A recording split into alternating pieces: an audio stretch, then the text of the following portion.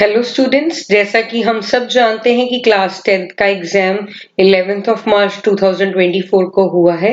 तो यहाँ हम आज आपके साथ सेट 1 ऑफ पेपर 30/4/1 को डिस्कस करने जा रहे हैं। हमने देखा पेपर में कि जो क्वेश्चंस हैं वो वही मेनली आए जो हमने क्लास में सेशंस में ऑलरेडी डिस्कस कर रखे थे। चलिए यहाँ पे हम अपने क्वेश्चंस को डिस्कस करना शुरू करते हैं। पहले 20 क्वेश्चंस एमसीक्यूज हैं। क्वेश्चन नंबर 1 यहाँ पे दे रखा है ax प्लस by का वैल्यू है a square minus B square. यहाँ पे x और y की पावर 1 है, तो चैप्टर नंबर 3 का क्वेश्चन बन जाता है linear equation in two variables का। सेकेंड इक्वेशन दे रखी है bx plus ay equals to 0। वो हमसे चाहते हैं कि वैल्यू निकाली जाए x प्लस वाई की। क्यों ना हम इन दोनों लाइंस को ऐड कर दें।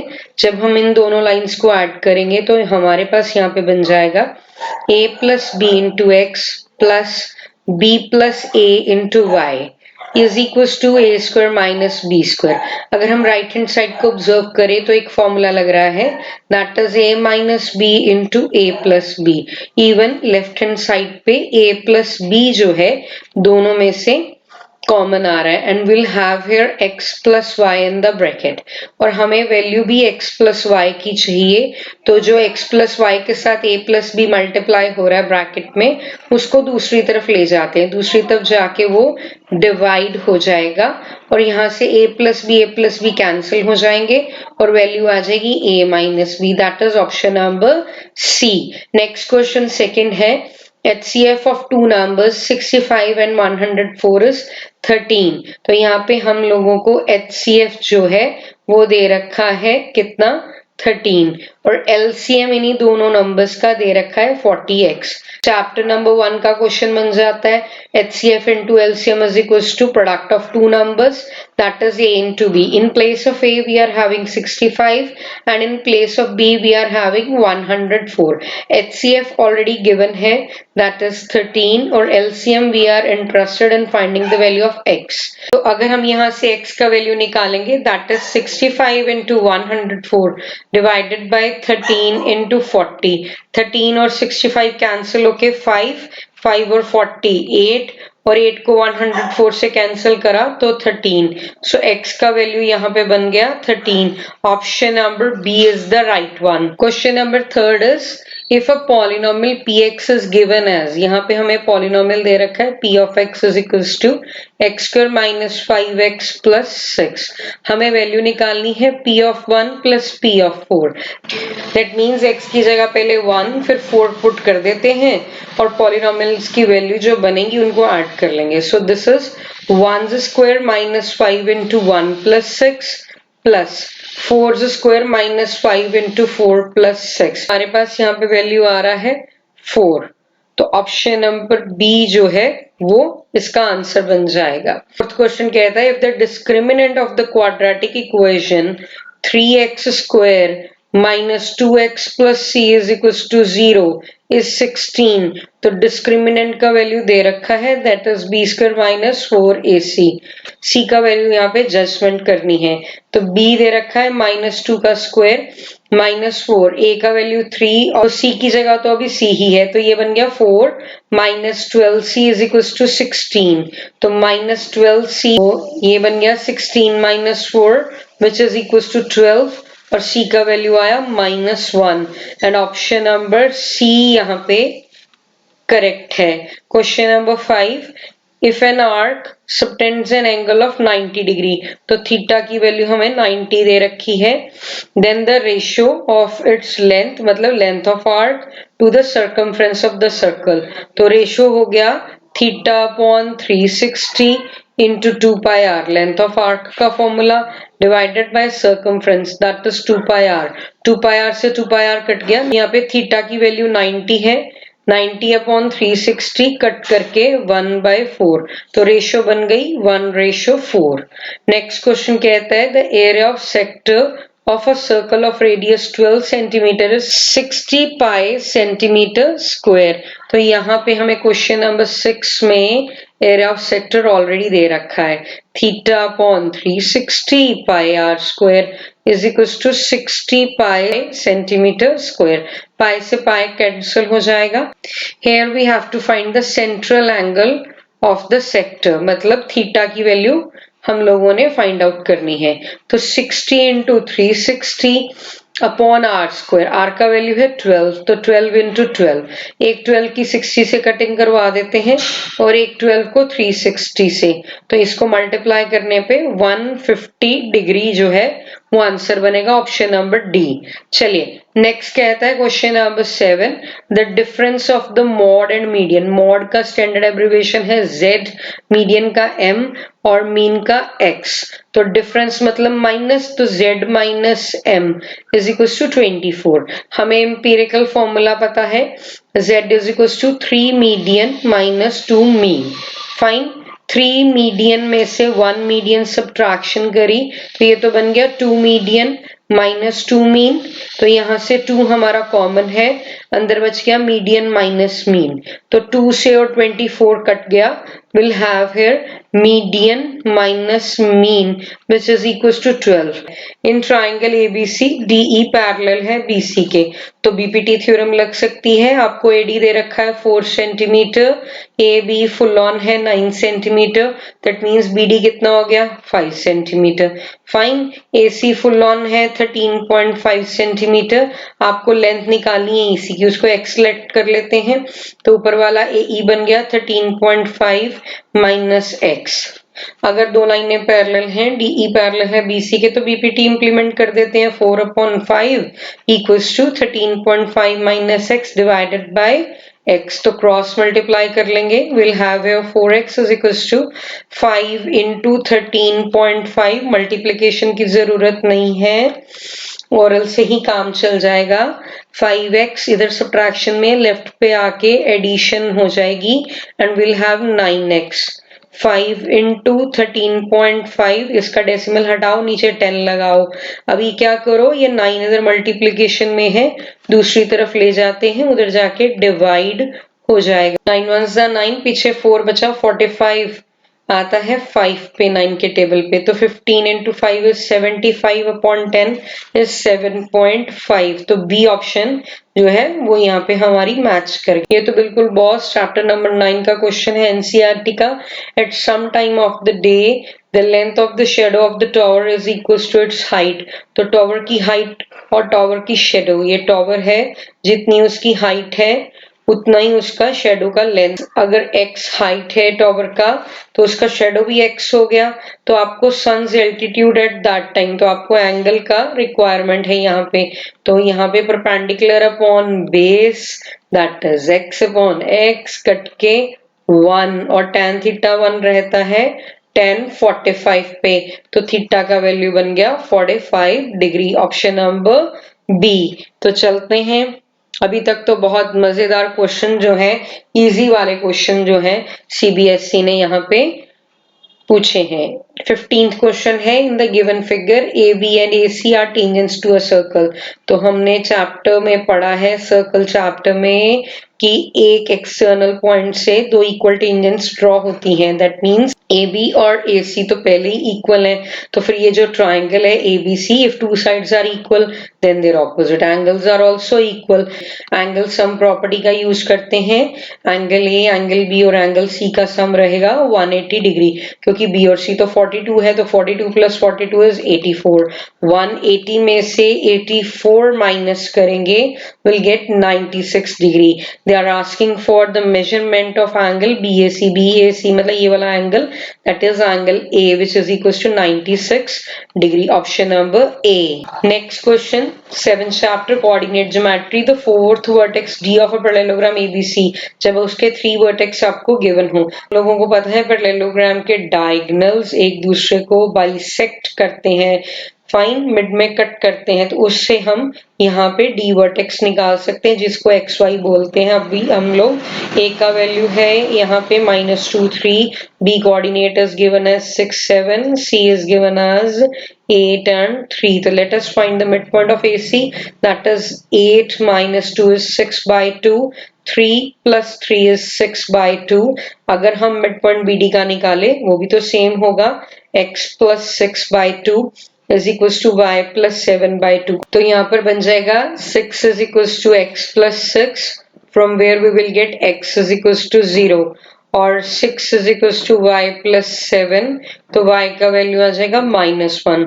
तो जो D का वर्टेक्स है वो बन जाएगा 0, -1, ऑप्शन नंबर बी। चलते हैं नेक्स्ट प्रोबेबिलिटी की तरफ। For an event E, if P of E plus P of not E is equals to Q। हमें तो पता है प्रोबेबिलिटी ऑफ E नॉट का अगर हम सम करें तो वो 1 बनता है। दैट मीन्स अगर हम इन दोनों लाइंस को कंपेयर करें तो Q का वैल्यू आ गया 1 और हमें यहाँ पे निकालना है Q² -4, तो ये बन गया 1 का स्क्वायर करेंगे -4, we will get here -3, option number A. Next question है यहाँ पे 18th, जो कि रिलेटेड है सर्कल्स चैप्टर से। QR is the common tangent to the given circles touching externally at point A। तो A touching externally है तो AP भी तो टेंजेंट हुआ पहले सर्कल को भी और दूसरे सर्कल को भी। हमने पढ़ा है एक एक्सटर्नल पॉइंट से दो इक्वल टेंजेंट्स ड्रॉ हो सकती हैं। दैट मीन्स ये जो AP और QP है ना, वो आपस में इक्वल हो गए। सिमिलरली AP और PR भी तो इक्वल हो गए, AP and PR भी इक्वल हो गए। Tangents drawn from an external point are equal in length. अभी हमें AP का वैल्यू दे रखा है 4.2। दैट मीन्स कि आपका QP का वैल्यू भी 4.2 हो गया और PR का भी। फिर देन लेंथ ऑफ QR तो दो टेंजेंट्स का सम है, that is QP plus PR, that is 4.2 plus 4.2 which is equals to 8.4 centimetre, option number C. यहाँ पे असर्शन रीजनिंग आ गई 19th और 20th क्वेश्चन में। देखते हैं क्या कहता है 19th क्वेश्चन में। कहता है the mid point of a line segment divides the line segment in ratio 1:1। वो कहता है अगर एक लाइन सेगमेंट है AB, उसका जो मिड पॉइंट होता है उसको 1:1 में डिवाइड करता है। बिल्कुल सही कह रहा है, क्योंकि मिड पॉइंट मींस उसको बाइसेक्ट करना, उसको हाफ में कट करना, आधा हिस्सा इधर चला गया आधा हिस्सा इधर। दैट मींस ये तो असर्शन जो है यहाँ पे करेक्ट हो गया। अब रीजन की बात कर लेते हैं। -3, K divides the line segment joining the points। अभी A और B की जगह दे रखा है -5, 4 और B की जगह दे रखा है -2, 3 in the ratio that is 1:2। उसके कहने का मीनिंग है कि ये जो पॉइंट है वो इस लाइन सेगमेंट AB को 1:2 में डिवाइड कर रहा है। तो चलिए पहले तो चेक करते हैं भी क्या ये रीजन करेक्ट है। अगर हम ये -3 खुद से इवैल्यूएट करते तो वो सेक्शन फॉर्मूले के थ्रू बन जाता 3, है ना। ऊपर में 3 बन गया, ऊपर बन रहा है -2 -10 which is equal to -12/3, cut के रह रहा है यहाँ पे -4। क्या -3 -4 के इक्वल होता है? Not possible. तो दैट मीन्स यहाँ पे ये जो रीजन उसने दिया है वो इनकरेक्ट है। तो ऑप्शन नंबर सी जो है 19th क्वेश्चन में वो आएगी, जहां पे लिखा है assertion is true and reason is false। 20th question है if the circumference of a circle is 176 centimetre, तो circumference वो होता है 2πr which is equals to 176। अगर हम यहाँ से r का वैल्यू इवेलुएट करें तो यहाँ पे आपके पास 2 और 176 कट के 88 और यहाँ पे 4 into 7 बन गया 28। और उसने यहाँ पे हमें जो दे रखा है then the radius is 28 centimetre. तो असर्शन तो इसका भी बॉस ट्रू हो गया। अब आगे रीजन चेक कर लेते हैं। Circumference is equals to 2π into radius. जो सरकमफ्रेंस होता है वो 2π इंटू रेडियस मीन्स 2πr होता है। हाँ जी बिल्कुल करेक्ट है। और जो ऊपर आपने असर्शन करा है वो भी सरकमफ्रेंस से ही रिलेटेड था। दैट मीन्स ये जो 20th क्वेश्चन है उसका ऑप्शन ए रहेगा। तो यहाँ पे हमारा जो सेक्शन ए है जिसके सभी क्वेश्चंस 1 मार्क्स के थे वो कंप्लीट होता है। तो चलिए अब हम बढ़ते हैं सेक्शन बी की तरफ। आपने साथ साथ पेपर में भी मार्किंग कर ली होगी और इवैल्यूएट अब तक तो कर लिया होगा। हमें कमेंट करके बताइएगा कि आपने अपने कितने मार्क्स इवैल्यूएट करे। चलिए क्वेश्चन नंबर 21 की तरफ बढ़ते हैं। सेक्शन बी का first question, 3 bells toll at intervals 9, 12 and 15 minutes respectively. If they start tolling together, after what time they will next toll together? That means कब वो दोबारा इकट्ठी टोल करेंगी। हमें यहाँ पे LCM फाइंड आउट करना है। तो ये तीनों तो 3 के टेबल पे गए। We'll have here 3, 4 and 5. I mean 3, 4, 5 में वैसे तो कुछ कॉमन नहीं है। फाइन, ये 5 पे जाता है। 1, 4, 1 और 4 की अगर आप प्राइम फैक्टराइजेशन देखें 2, अगर आप डायरेक्टली भी 4 से कर देंगे तो एलसीएम में कोई भी इम्पैक्ट नहीं पड़ेगा। तो एलसीएम अल्टीमेटली आ गया 3 square into 5 into 2 square. 2 square is 4, 4 into 5 is 20, 20 into 9 is 180 minutes. तो क्वेश्चन नंबर 22 रहा है यहाँ पे, the minute hand of a clock is 14 centimetre long, radius हो गया 14 centimetre, find the area of the face of the clock describe by the minute hand in 5 minutes. As we know minute hand 5 minutes में angle create करता है theta, कितना 30 degree का। तो यहाँ पे आप लोग वैल्यू जो है वो फाइंड आउट कर सकते हैं। दैट इज एरिया निकालना है आपको, theta upon 360 into pi are square. तो थीटा इज 30 अपॉन 360, पाई का वैल्यू 22/7 और आर इज 14। तो 14 विल राइट इट 2 टाइम्स, यहाँ पे 2 से कट गया, ये कटिंग हो गई, 3 और 36 रहा 12, 12 और 2 का कटिंग हुआ 6, 6 का 22 से कटिंग करा 11 और 3, 11 into 14 is 154/3। नेक्स्ट है 22 का बी पार्ट, वो भी करते चलते हैं। 22 का बी पार्ट कहता है find the length of the arc of a circle which subtends an angle of 60 degree. अभी थीटा 60 डिग्री है एट द सेंटर और रेडियस दे रखा है 42 सेंटीमीटर। लेंथ ऑफ आर्क का फॉर्मूला रहता है theta upon 360 into 2 pi R. तो वो तो बन गया theta upon 360 into 2 pi is value is 22/7 and R is 42। और इन प्लेस ऑफ थीटा यहाँ पे हम 60 डिग्री फिट आउट कर लेंगे।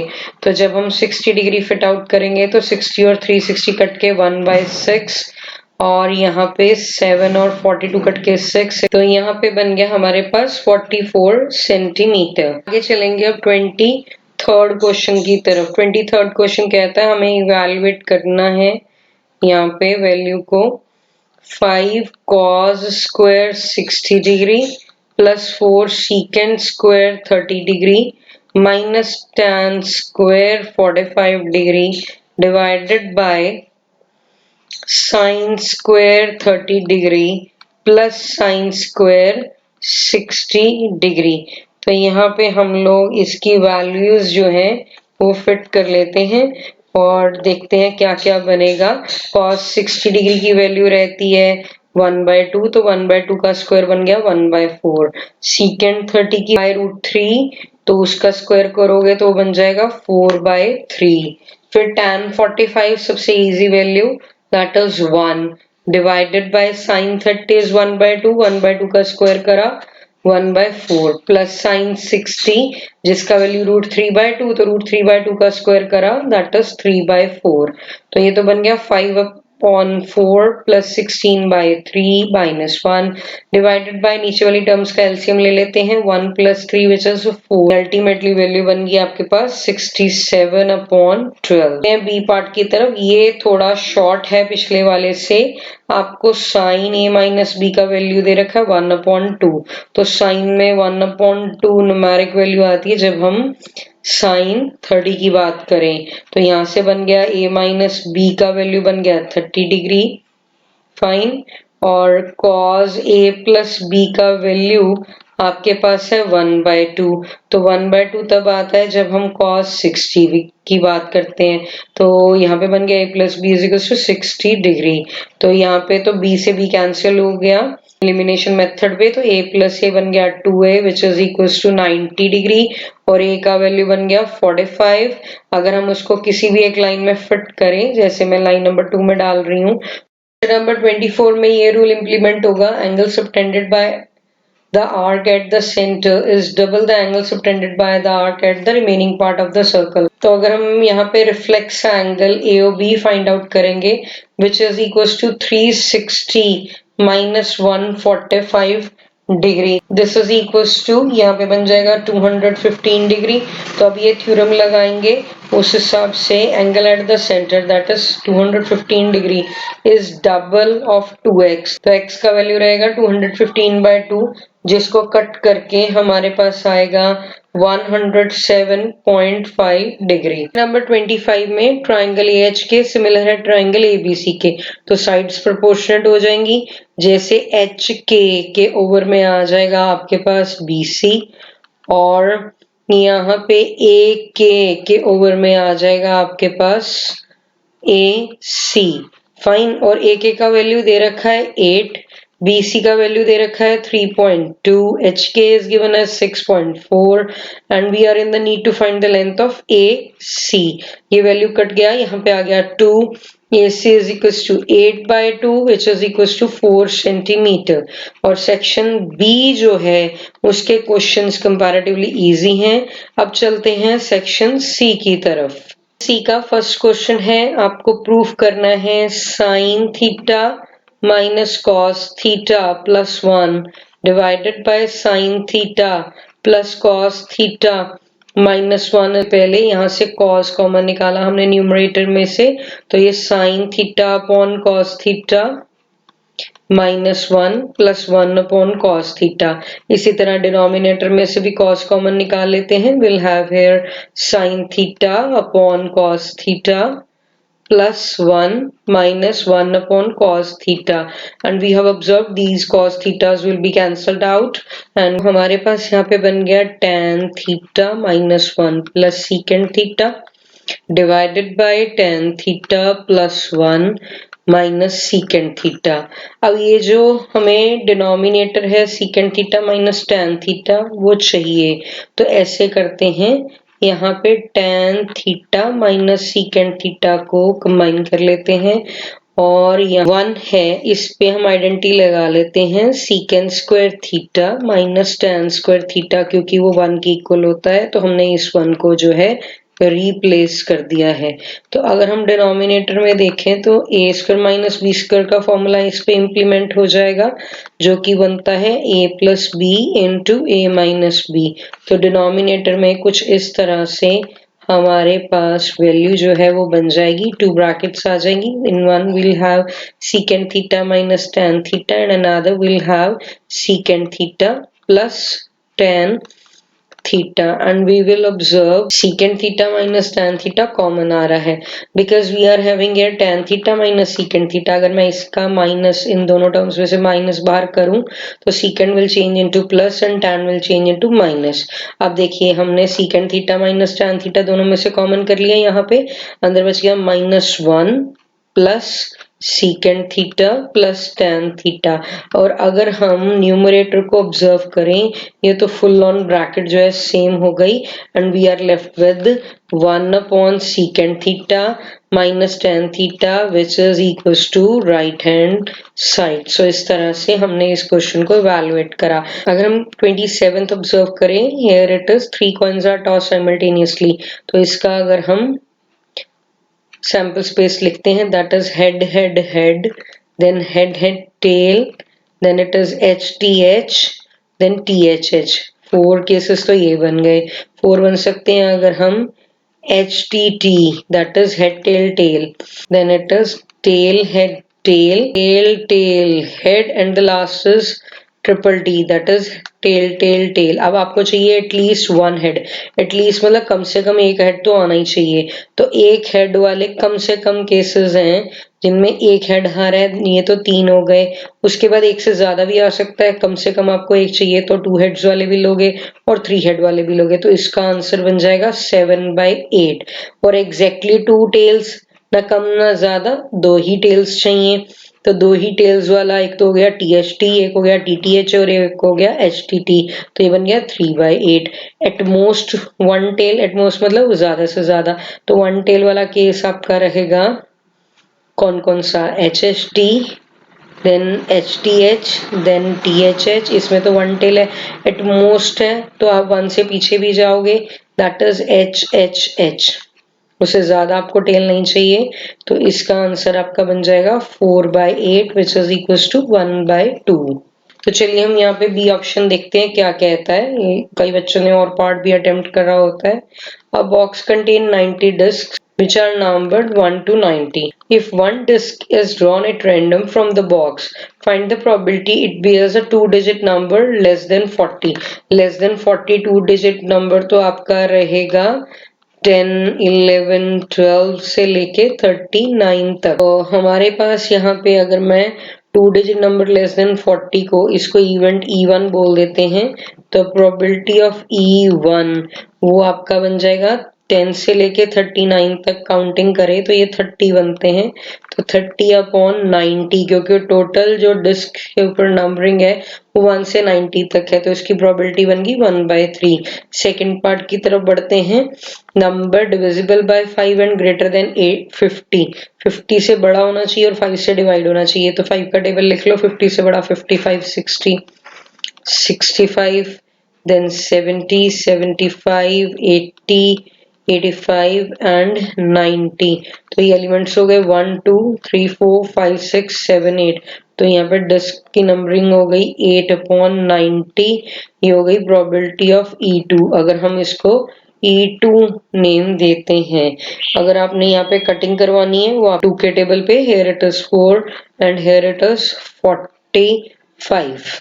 फाइन। अगर हम इसका थर्ड पार्ट देखें, अ परफेक्ट स्क्वायर नंबर, तो E3 परफेक्ट स्क्वायर नंबर यहाँ पे बन रहे हैं 1 is a perfect square number, 4 जो किसी का स्क्वायर है, 9 3 का स्क्वायर, 4 का स्क्वायर 16, 5 का स्क्वायर 25, देन 6 का square 36, then it is 49, then 8 का स्क्वायर 64 और 9 का स्क्वायर 81। तो ये काउंटिंग में हमारे पास 9 है।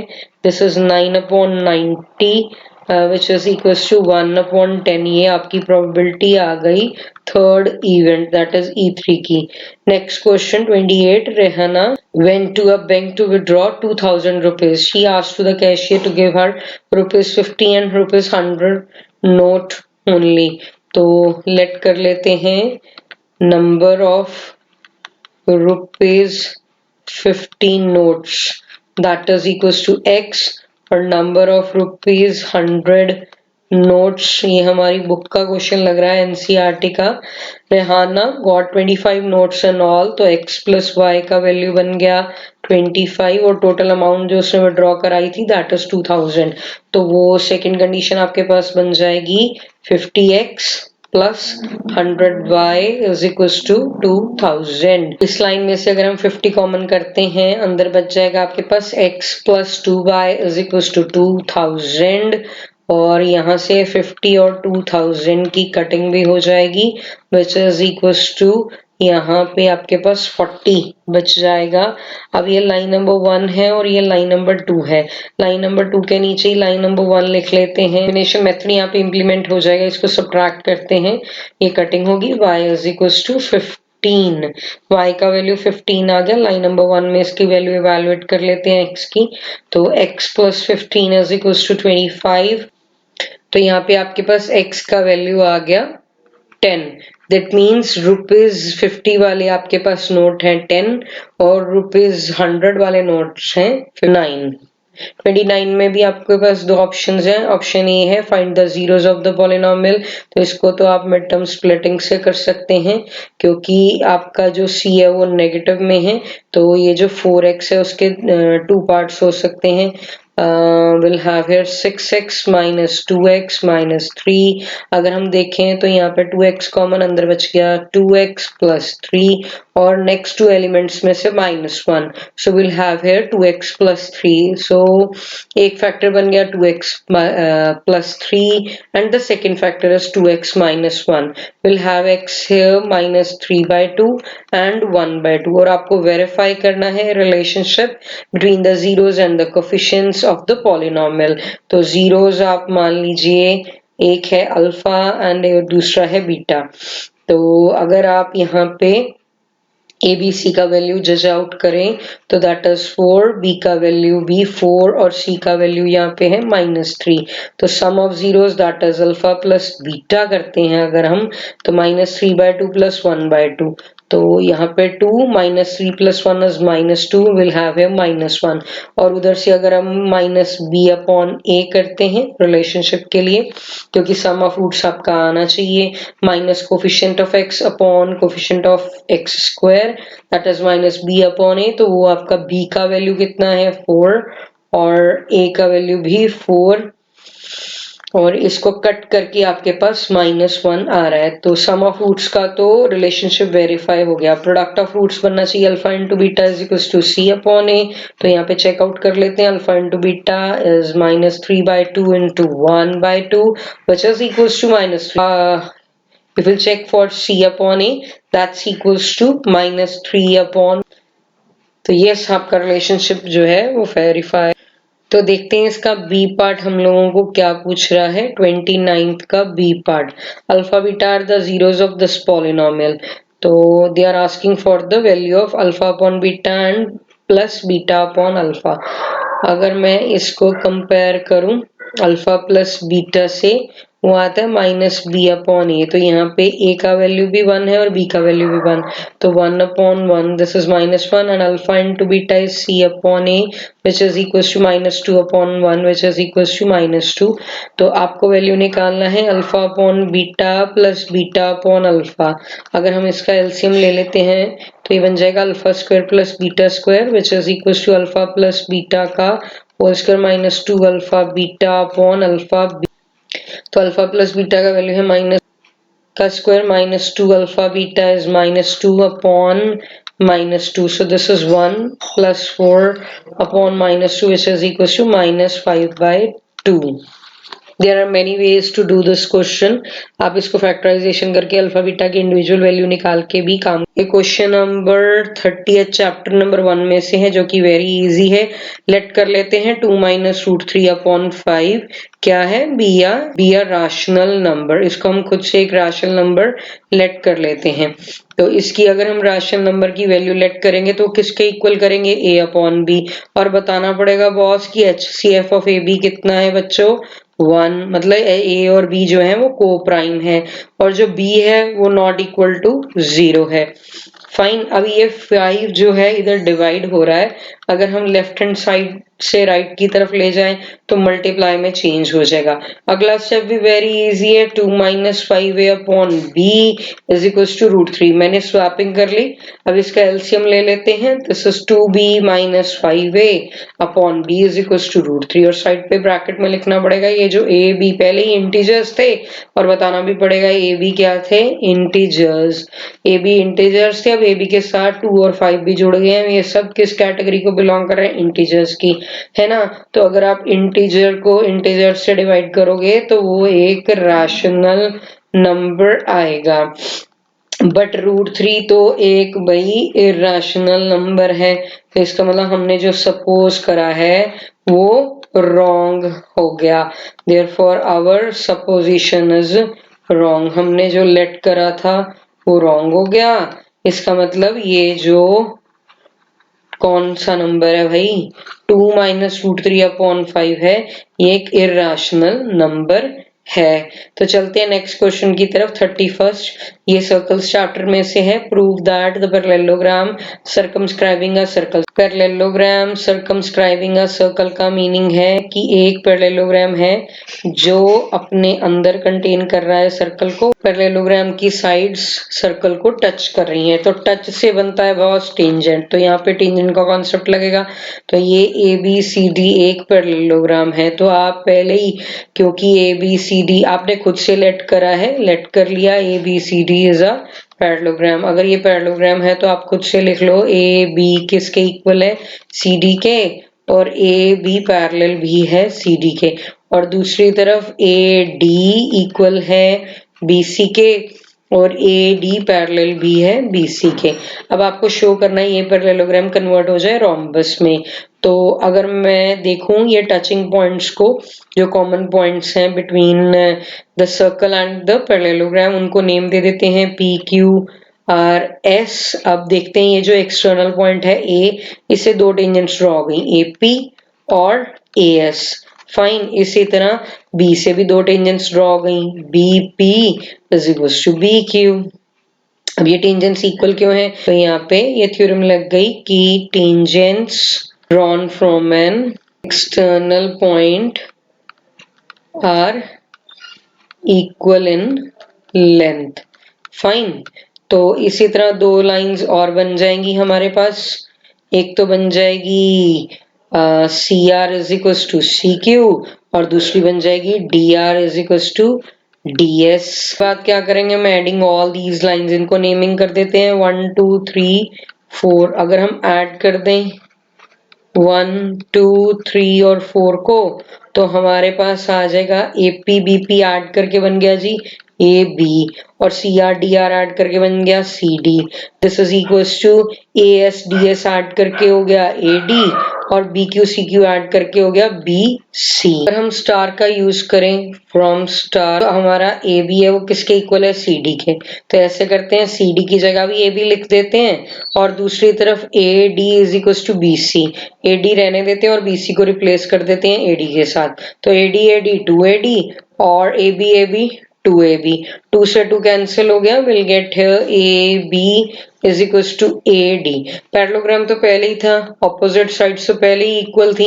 अगर मैं इसको लाइन नंबर 5 बोलूं, तो हम कह सकते हैं फ्रॉम स्टार एंड 5। स्टार कहता था अभी ए बी किसके इक्वल है, सी डी के। अब फिफ्थ लाइन कहती है ए बी किसके इक्वल है, ए डी के। स्टार फिर से कहता है ए डी किसके इक्वल है, बी सी के। तो ये तो सारी साइड्स आपस में इक्वल हो गई। जब सारी साइड्स इक्वल हो गई तो बेसिकली फिगर क्या बन गई, रोम्बस। तो इस तरह से हमने इस क्वेश्चन को जो है वो प्रूव कर। तो सेक्शन डी यहाँ पे शुरू होता है, जिसमें क्वेश्चन नंबर 32 चैप्टर नंबर 9 का। और ये क्वेश्चन तो एनसीईआरटी की बुक में से है boss. 2 pillars of equal lengths either side of a road which is 100 metre wide. एक रोड है जो 100 मीटर वाइड है, उसके ईदर साइड मतलब दोनों तरफ, लेफ्ट साइड और राइट साइड, दो पोल्स हैं, पिलर्स हैं जो इक्वल हाइट के हैं, इक्वल लेंथ के हैं। तो इनको मैं एच मीटर लिख सकते हैं for the time being. We can mark these poles as A B and C D. This is answer number 32। उसके नेक्स्ट लाइन में लिखा है which exactly opposite to each other। एक लेफ्ट तरफ है, एक राइट तरफ है, सीधी सी बात है। At a point on the road between the pillars, the angles of elevation of the tops of the pillars are 60 and 30 degree. तो एक तरफ आपका एंगल बन रहा है 60 तरफ, अगर आपने दूसरा देखा पोल पिलर तो उसका एंगल बन रहा है 30 डिग्री। फाइन, ये डिस्टेंस मान लेते हैं ये फुल ऑन 100 है, तो पीछे वाला आपका डिस्टेंस बन गया कितना, 100 माइनस x मीटर्स। आगे हमने निकालना है लेंथ ऑफ ईच पिलर मतलब h का value, and distance of the point on the road from the pillars. That means आपने x और 100 माइनस x दोनों का वैल्यू जो है इवैल्यूएट करना है। अगर आप ट्राइंगल ए बी ई की बात करोगे तो tan 60 degree that is equals to p upon b which is h upon x right now. tan 60 is √3 और ये x जो है ऊपर मल्टीप्लाई हो जाएगा, तो h का वैल्यू आ गया √3x। इसको हम आगे यूटिलाइज कर सकते हैं। और दूसरा ट्राइंगल बच्चों हमारे पास यहाँ पे बन रहा है DCE, जिसमें tan 30 डिग्री का वैल्यू बन जाएगा h अपॉन 100 माइनस x। तो tan 30 is 1 upon √3, this is h upon 100 minus x। क्यों ना हम इसको क्रॉस मल्टीप्लिकेशन के प्रोसेस पे करें। This is 100 minus x is equal to √3 into h। h की जगह उसकी वैल्यू रिप्लेस कर देते हैं, that is √3x। This is 3x। ये जो माइनस x है इसको राइट पे ले जाओ, तो 3x plus x is 4x। तो 100 is equals to 4x। तो x का ultimate value 100 upon 4 which is equals to 25 metres आ गया। तो AE डिस्टेंस आपने निकाल लिया 25 मीटर्स। तो सिमिलरली अगर आप EC निकालना चाहोगे 100 में से 25 का सब्ट्रैक्शन 75 मीटर। एंड अगर हमने हाइट निकालना है पिलर्स का, that is equals to h, that is √3x और √3 का वैल्यू आपको क्वेश्चन पेपर में ऑलरेडी दे रखा है तो उसको यूटिलाइज करना पड़ेगा।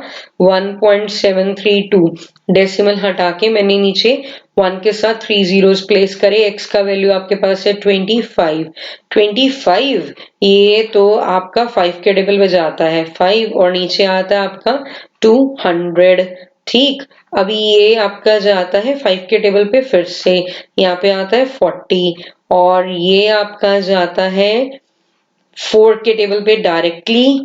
तो यहाँ पे अगर आप 4 के टेबल पे डायरेक्टली कटिंग करोगे तो 4 4 16, 1 बचा 13 आता है 3 पे और 1 बचा 3, तो अल्टीमेटली इसका आंसर बना 43.3 मीटर। तो now we are going to start with 33rd question. उसमें आपको दो ऑप्शंस दे रखी हैं। Let us discuss option number A क्या कहती है 33rd का ए पार्ट, और ये सभी क्वेश्चन सेक्शन डी में 5 मार्क्स के हैं। E is a point on the side AD produced of a parallelogram ABCD। आपके पास एक पैरेललोग्राम है ABCD, बोल रहा है E एक पॉइंट है जो साइड AD को अगर मैं प्रोड्यूस करूं तो उस पे आ रहा है, such that BE intersects CD at F, मतलब B और E को कनेक्ट करा हुआ है और ये आपको यहाँ पे पॉइंट F पे कट कर रहा है। आपने शो करना है ये जो ट्राइंगल आपने क्रिएट कर लिया ABE बड़ा सारा ABE जिसमें एंगल तो फुल आ रहा है पैरेललोग्राम वाला, है ना। ये सिमिलर है ट्राइंगल किससे, यहाँ पे उसको ड्रॉ भी कर लेते हैं CFB से। इसमें एंगल C जो है वो फुल ऑन आ रहा है तो इसको हम यूटिलाइज कर लेते हैं। हमें गिवन है ABCD is a parallelogram. ABCD अगर पैरेललोग्राम है तो इसका तो यूटिलाइज करें कि ऑपोजिट साइड्स जो हैं AB और CD इक्वल भी होंगी, AB और CD पैरेलल भी होंगी। फाइन, इसको नंबर दे देते हैं 1। इसी तरह AD, चाहे AD बोलो और चाहे AE बोलो, वो पैरेलल हो जाएगी BC के, तभी आप यहाँ से ये एंगल ऑल्टरनेट इंटीरियर एंगल्स को यूटिलाइज कर सकोगे। जब AD को अगर एक्सटेंड करा AE तक तो उसको पैरेलल हम बोलेंगे BC को, तो इसको यूज कर लेंगे। नंबर 2 डाल देते हैं। तो जिन दो ट्राइंगल्स को सिमिलर करना है उन दोनों ट्राइंगल्स का नेम लिख लेते हैं। Triangle ABE and triangle CFB। Angle A is equals to angle C, opposite angles of a parallelogram। तो ये तो आपके opposite angles हो गए। Also angle E full on name लिख देते हैं AEB is equals to angle CBF। Fine, alternate interior angles जो हैं वो इक्वल हो गए। अगर ये दोनों काम हो गए तो फिर AA से ट्राइंगल क्या हो गया, similar. Triangle ABE similar to triangle CFB by AA similarity criteria. तो अगर हमने इसका बी पार्ट करना है तो वो कुछ इस तरीके का आएगा, क्योंकि कुछ स्टूडेंट्स A को प्रेफर करेंगे कुछ B को। Sides AB, BC and the median AD of a triangle ABC, that means we are having a triangle ABC जिसमें एक आपके पास मीडियन B है। मीडियन होता है जो सामने वाली साइड को ऑपोजिट साइड को इक्वल पार्ट्स में बाइसेक्ट कर दे, इक्वल पार्ट्स में इंटरसेक्ट कर दे। are proportional to the sides PQ, QR and the median PM of triangle PQR। तो another triangle is PQR जिसमें median है हमारे पास यहाँ पे PM और आपको गिवन है AB, BC and median AD। These are proportional to sides PQ, that means AB upon PQ is equals to BC upon QR, which is equals to AD upon PM। आपको prove करना है भी triangle ABC similar है triangle PQR के। देखिए अगर AD is the median, ठीक, this implies ये जो BC है उसके दो इक्वल पार्ट्स हो गए। स्टार वाली लाइन का यूटिलाइज दोबारा से करते हैं। AB upon PQ is equal to, अगर मैं BC को हाफ से मल्टीप्लाई कर दूं, सिमिलरली हमें हाफ QR से भी मल्टीप्लाई करना पड़ेगा। तो BC का हाफ जो है can we write in place of basis half as BD, and in the denominator we can write QM। और अगर हम इसको मार्कअप कर दें लाइन नंबर 3, अब ध्यान से देखिएगा, हमारे पास अगर ट्राइंगल की बात करी जाए ABD और PQM, तो उसमें आपको ये तीनों साइड्स ऑलरेडी प्रोपोर्शनेट है, ABD और दूसरा triangle PQM, AD upon PQ यहाँ पे, BD अपॉन QM ये रहा, और AD और PM ये रहा। If three sides are proportional to the respective three sides of the another triangle, then the two triangles are similar. That means ABD similar हो गया triangle PQM के। अगर ये दोनों triangle similar हैं, तो that means angle B full on किसके equal है? एंगल Q के। तो चलिए अब वापस आते हैं जिस ट्राइंगल को सिमिलर करना है उसमें। In triangle ABC and PQR already हमें गिवन में है AB upon PQ is equal to BC upon QR। ये लाइन तो हमने कहां से मैचअप कर ली? स्टार से। फाइन। और ये जो अभी हमने ऊपर निकाला है angle B is equal to angle Q, इसको कोई मार्किंग कर देते हैं क्योंकि अब हमें इसका यूटिलाइज करना है। तो हम लिख भी सकते हैं क्या कि angle B is equal to angle Q from 4। तो फिर दोनों ट्राइंगल्स क्या हो गए? ABC सिमिलर हो गया ट्राइंगल PQR के। कौन सा सिमिलरिटी क्राइटेरिया हमने यूज करा? SAS, टू साइड्स प्रोपोर्शनल है और उनके बीच का एंगल जो है वो इक्वल है। This how we have solved question number 33rd B part. तो बेटा जी यहाँ पे 34th क्वेश्चन है जो सभी सेट्स में सेम रहा है। फिर A train travels a distance of 90 kilometre at a constant speed। आपको निकालनी भी ओरिजिनल स्पीड है। लेट द ओरिजिनल स्पीड जो है लेट कर लेते हैं हम यहाँ पे x kilometre per our. Fine. और डिस्टेंस जो हमने कवर करना है ट्रेन के थ्रू दैट इज 90 किलोमीटर। अगर स्पीड और डिस्टेंस की बात हो रही है तो टाइम की बात भी कर लेते हैं। लेट द ओरिजिनल टाइम, अगर वो इसी स्पीड पे चले उसको लेट कर लेते हैं T1 which is equal to 90 upon x। आगे बढ़ते हैं। Had the speed been 15 kilometre per hour more, अगर हमारी speed 15 kilometre per hour more हो जाती that means x plus 15 kilometre per hour हो जाती। स्पीड बढ़ाओगे तो टाइम कम लगेगा। It would have taken 30 minutes less for the journey. That means जो आपका नया टाइम है वो पुराने टाइम से 30 मिनट्स कम है। 30 minutes means half an hour. तो यहाँ पे हाफ इधर ले आओ, माइनस में है, इधर आगे प्लस हो जाएगा। तो this is T1 minus T2। अगर आप T2 लिखना चाहते हो दैट विल बी, अगर T1 है T1 यहाँ पे 90 अपॉन x और T2 नया time 90 upon x plus 15, this is equal to half. अगर हम 90 कॉमन निकाल लेते हैं अंदर ब्रैकेट के बच जाएगा 1 upon x minus 1 upon x plus 15। Next step is to take the LCM। ये जो डिनोमिनेटर में क्रॉस मल्टीप्लाई कर देते हैं, it will be x square plus 15x on the left hand side which is equal to 90 into 15 into 2। तो 15 into 2 बनता है 30, तो 30 इंटू 9 बन गया 27 विद 2 0।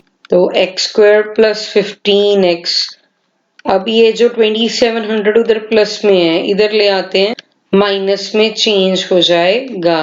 तो इसकी या तो फैक्टराइजेशन कर लो, सीधे सीधे फैक्टर्स बन रहे हैं इसके, या फिर आप क्वाड्रेटिक फॉर्मूला लगा लो। क्वाड्रेटिक फॉर्मूला के लिए पहले आपको डिस्क्रिमिनेंट फाइंड आउट करना पड़ेगा। अगर आपका मिड टर्म स्प्लिटिंग वाला फंडा सॉलिड है तो इसके फैक्टर्स बन रहे हैं 60x minus 45x minus 2700 is equal to 0। तो x कॉमन, अंदर बच गया x प्लस 60। अगले दोनों एलिमेंट्स में से 45 कॉमन, अंदर बच गया x प्लस 60 अगेन। तो यहाँ पे दो फैक्टर्स रेडी हो गए, one is x plus 60 and another is x minus 45। So will get here x is equal to minus 60 and 45 because speed तो हमारी नेगेटिव हो नहीं सकती। तो x is equal to minus 60 जो है वो रिजेक्टेड में आ जाएगा, है ना। Speed can't be negative, therefore x is equal to 45 kilometre per hour, ये उसकी ओरिजिनल स्पीड जो है वो हमने फाइंड आउट करी। तो चलिए अब इसके और पार्ट वाला क्वेश्चन करते हैं। Find the value of c so that ये जो हमें क्वाड्रेटिक इक्वेशन दे रखी है इसके रियल एंड इक्वल रूट्स आए। अगर हम रियल एंड इक्वल रूट्स चाहते हैं तो डिस्क्रिमिनेंट जो है वो इक्वल टू 0 होना चाहिए। यहाँ पे हमारे पास क्वाड्रेटिक इक्वेशन है c plus 1x square minus 6 into C plus 1 into X plus 3 into C plus 9 is equal to 0। साथ में कंडीशन दे रखी है भी c की वैल्यू -1 के इक्वल नहीं होनी चाहिए।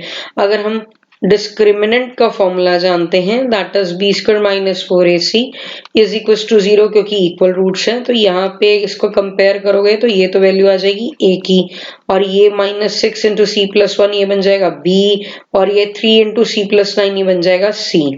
तो इसमें वैल्यू रिप्लेस कर देते हैं। -6 इंटू सी प्लस 1 का यहाँ पे हो गया स्क्वायर क्योंकि b स्क्वायर है, -4 a का वैल्यू c प्लस 1 और यहाँ पे c का वैल्यू खुद का 3 into C plus 9 which is equal to 0। अगर देखा जाए इसमें से और इसमें से c plus 1 as a factor हमारे पास कॉमन आ रहा है। अंदर -6 का स्क्वायर करोगे तो 36, c प्लस 1 का स्क्वायर था तो वो तो एक ब्रैकेट चली गई तो c प्लस 1 बच गया। -4 इंटू सी प्लस 1 तो चला गया बॉस, ये बन गया 4 इंटू 3 इंटू सी प्लस 9। अब देखते हैं आगे इसको कैसे प्रोसीड करना है। c प्लस 1 चाहे तो आप 36 ब्रैकेट के अंदर मल्टीप्लाई कर लो, चाहे तो आप इसको ऐसे रख के ये देखो 4 इंटू 3 ये बन रहा है 12, और 12 और 36 दोनों टेबल 12 पे जाते हैं तो 12 इनका कॉमन फैक्टर बन गया। यहाँ से 12 कॉमन करा अंदर बन जाएगा c प्लस 1 इंटू ये जो 36 है ये तो 12 के टेबल पे जाएगा तो 3 बच जाएगा, c प्लस 1 माइनस ब्रैकेट में c प्लस 9। तो क्यों ना अब हम 3 को ब्रैकेट के अंदर मल्टीप्लाई करें। Will have here 3c plus 3 minus c minus 9. So 3c minus c that is equals to 2c, और 3 minus 9 is equals to minus 6. So we'll have here 2c minus 6. अब ये equal to 0 है तो बारी बारी से हम इन दोनों फैक्टर्स को 0 के इक्वल करेंगे। 12 जो इधर मल्टीप्लाई हो रहा है वो तो 0 से डिवाइड होके 0 ही हो जाएगा। अब हमने एक बारी c प्लस 1 को 0 करा और उधर से 2c माइनस 6 को 0 करा। यहाँ से c की वैल्यू आ गई -1 और यहाँ से c की वैल्यू हमारे पास आ रही है 6/2 विच इज इक्वल टू 3। और हमने जैसा कि पढ़ा है कि c की वैल्यू उसने बोली -1 नहीं लेनी मैंने, तो ये वैल्यू रिजेक्ट हो जाएगी, नॉट पॉसिबल। फाइन, तो c का अल्टीमेट वैल्यू आ जाएगा 3। तो ये आपका पर्टिकुलर आंसर बन गया इस क्वेश्चन के लिए। और हमारा यहाँ पे अब 5 मार्क्स का एक ही क्वेश्चन रह गया दैट इज 35th, जिसमें उसने मॉड और मीन हमसे पूछा है। सीरीज बहुत ही इजी है, तो चलिए इस क्वेश्चन को हम अटेम्प्ट करते हैं। फ्रीक्वेंसी चाहिए तो f1 जो हो गया आपका 23 और उससे previous frequency f0 that is 21 और f2 का वैल्यू है 14। तो यहाँ पे जो मॉडल क्लास है आपकी वो हो गई 35 to 45 और लोअर लिमिट आपने डिड्यूस कर ली 35। क्लास साइज h का वैल्यू बन गया 10। तो मॉड का एक बेसिक सा फॉर्मूला है ग्रुप डेटा के लिए दैट इज हमारे पास कितना L plus f1 minus f0 divided by 2f1 minus f0 minus f2 into h। तो इसको वैल्यू को रिप्लेस करते हैं that is 35 plus 23 minus 21, 2 into f1 is 46 minus 21 और माइनस 14 इंटू h इज 10। जब आप इसको कैलकुलेट करोगे तो फाइनल वैल्यू आपके पास बन रहा है 36.9। तो इस तरह से हमने मॉड इवेलुएट करा है। तो चलिए यहाँ पे मीन निकालने की तरफ बढ़ते हैं। सबसे पहले तो excise that is the class marks. तो यहाँ पे आ गया 10, 20, 30, 40, 50 एंड 60। तो मैंने अज्यूम मीन यहाँ पे लेट कर लिया 40। तो di की वैल्यू बन गई xi minus 40 which is equal to minus 30 minus 20 minus 10 0 10 और 20। अगर हम यहाँ पे इसके बाद ui निकालते हैं that is di divided by h, तो h हम ले रहेंगे यहाँ पे 10। तो -3 -2 -1। स्टेप डेविएशन का ये इजी कॉन्सेप्ट रहता है कि आपको ओरल कैलकुलेशंस ही करनी होती हैं, रिटर्न में आपका काम जो है कैलकुलेशंस वाइज वो कम हो जाता है। तो fi इंटू ui ये वैल्यू बन गई -18 -22। उसके बाद यहाँ पे आ रहा है -21 देन 0 देन इट इज 14 और लास्ट वाली वैल्यू 10। अगर हम इसको ऐड कर देते हैं तो ये बन जाएगा -37 और समेशन fi का वैल्यू जो है वो यहाँ पे हम लोगों को मिल रहा है 80। तो चलिए मीन निकालना है, स्टेप डेविएशन लगाओ या डायरेक्ट लगाओ, आंसर करेक्ट होना चाहिए। तो a plus summation fi ui divided by summation fi into h। तो यहाँ पे बच्चों a का वैल्यू है 40 plus summation fi ui that is -37 upon 80 into h है 10। 0 से 0 कैंसिल हो गया। अब जब हमने 37 और 8 को डिवाइड करा तो ये फुल ऑन वैल्यू आपके पास बन गई 4.625 और 40 में से 4.625 सब्ट्रैक्ट करने के बाद विल गेट हियर 35.375। तो मीन आपका निकला है 35.375 इन ईयर्स। तो इस तरह से सेक्शन डी जो है वो यहाँ पे हमारा कंप्लीट होता है। और ये जो केस स्टडी ना वो 1 है, ये आपकी चैप्टर नंबर 7 में से है। चलिए पढ़ते हैं इसको क्या कहता है। Ryan from a very young age was fascinated by the twinkling of stars and the vastness of space. He always dreamt of becoming an astronaut one day, so he started to sketch his own rocket designs on the graph sheet. One such design is given below. तो यहाँ पे हमें graph sheet के ऊपर कुछ इस तरह से पॉइंट्स की प्लॉटिंग दिख रही है और इसके रिलेटेड उसने क्वेश्चन पूछा है। तो देखते हैं क्या है question. Find the mid point, पहला पार्ट पूछा गया। Find the mid point of the segment F and G. तो एफ पॉइंट देख लेते हैं, ये हो गया -3,0 क्योंकि एक्स एक्सिस पे है और जी है एक्स का वैल्यू 1 y का वैल्यू 4, तो ये बन गया 1,4। आपको मिड पॉइंट निकालना है एफ जी का, वेरी इजी। असर्शन रीजनिंग में भी मिड पॉइंट की बात करी तो एफ जी का मिड पॉइंट हो गया -3 + 1/2 and 0 + 4/2। So this is equals to -2/2 that is equals to -1 और 4/2 इसको कैलकुलेट करेंगे, 4 और 2 की कटिंग 2 और यहाँ पे 1, तो ये बन गया -1,2। तो इस तरह से अगर जिसने ये पार्ट करेक्ट करा है उसका 1 मार्क जो है वो यहाँ पे अचीव हो जाता है। साथ साथ आप अपनी चेकिंग जो है वो कर सकते हैं। सेकंड पार्ट में पूछा गया what is the distance between the points A and C. तो आपको ए और सी के पॉइंट्स जो है वो ग्राफिकली फाइंड आउट कर लेने चाहिए। ए पॉइंट आपको दिया हुआ है 3 4 और सी पॉइंट हमारे पास यहाँ पे -1 -2। तो आपको डिस्टेंस निकालना है, we can use the distance formula that is 3 + 1 का स्क्वायर रहेगा और 4 + 2 का स्क्वायर रहेगा which is equals to 4 square + 6 square. So 4 square is 16 और 6 स्क्वायर इज 36। इसको कैलकुलेट करेंगे तो 52 का root which is equals to यहाँ पे आपके पास बन रहा है 2√13 यूनिट्स। तो चलिए इसका बी पार्ट देखते हैं। Find the coordinates of the point which divides the line segment joining the points A and be in the ratio 1:3। तो आपको ए और बी जो है वो पता होने चाहिए। ए पॉइंट तो आपको पिछले पार्ट में ही पता लग गया 3,4 और अगर आप ग्राफ के ऊपर बी की जजमेंट करेंगे तो वो आपके पास है 3,2। आपको एक पॉइंट ढूंढना है तो लेट कर लेते हैं उस पॉइंट को x, जिसमें ए बी वाली लाइन सेगमेंट जो है वो 1:3 में डिवाइड हो रही है। तो अगर आपको x का वैल्यू निकालना है, let us implement section formula है that is 1 into 3 plus 3 into 3 divided by 4. This is 3 plus 9/4 which is equals to 12/4 cut के रह गया 3। इसी तरह अगर आप y का वैल्यू इवेलुएट करोगे that is 1 into 2 plus 3 into 4 divided by 4. This is 2 plus 12 by 4, which is equals to 14 by 4 cancel होने पे we'll have here 7 by 2. So coordinates of that very point is 3, 7 by 2. Option थी second के ए और B में, जिसने पूरा अच्छे से इवैल्यूएट करा है उसको 2 मार्क्स फुल मिल जाएंगे। और सबसे इजीएस्ट पार्ट था ये वाला पूरे पेपर में, what are the coordinates of the point D. तो डी के कोऑर्डिनेट्स अगर हम ग्राफ से देखें that are equal to -2, -5। Fine, तो चलते हैं नेक्स्ट केस स्टडी की तरफ। Case study number 2। The treasure hunt is an exciting and adventurous game where participants follow a series of clues, numbers, maps to discover hidden treasures.